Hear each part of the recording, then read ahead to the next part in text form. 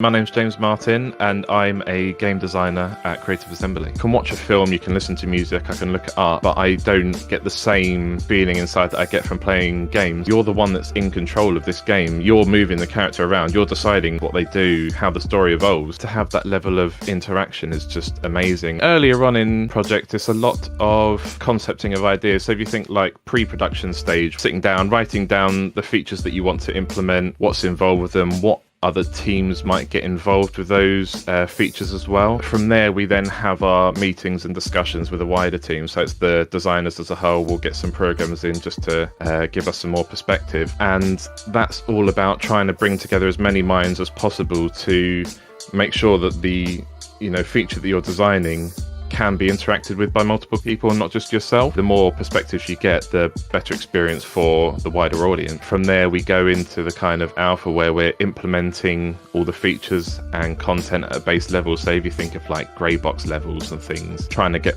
everything there so that we can see how it is, we can play test it, prototype things properly. For myself, it was a lot of implementing things at a base level, and then the feedback you have to work around. Oh, this part of the feature people don't like, whereas they like this bit. So let's push this bit a bit more, let's drop that. There's a lot of change that goes on, and it's usually for the best reason. At least for me, the most challenging part has been trying to action some of the critiquing and negative feedback. The closer and closer to release we get, obviously more and more people start playing it, and as that happens, you get more and more feedback, and what used to be like that small scale of, it's good or it's bad is now like this. You've got to find a way to take, it's too hard or it's too easy, and try and find that sweet spot. And the other thing that's challenging about that is that you need to realize that you will never hit that sweet spot. As much as you try, nothing can be perfect, because there's so many people that have different perspectives on how things should work, could work, and it's really just trying to appease as many people as you can. So some of the key skills would definitely be communication,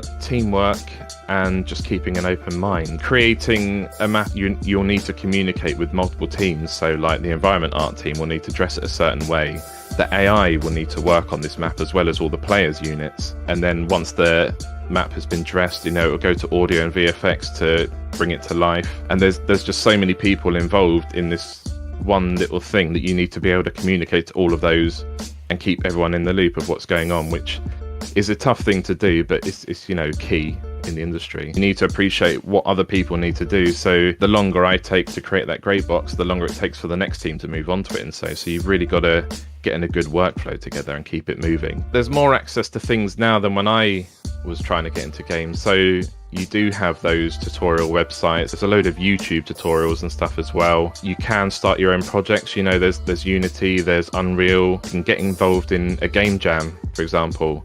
And that's a good way of working to your best of your ability in such a small amount of time that you'll learn much quicker. And as well, you'll learn how to work as part of a team. For me, I didn't know what role I wanted. Going to university, experiencing that, and then working at Sega as QA, kind of focus and think, okay, yeah, I want to be creative. I'm not as good at art as some of the other people that I've seen, but I want to do something. And that kind of pushed me towards design as a whole. So yeah, don't always go directly for the role you're after. You can go in to something else and kind of work around it.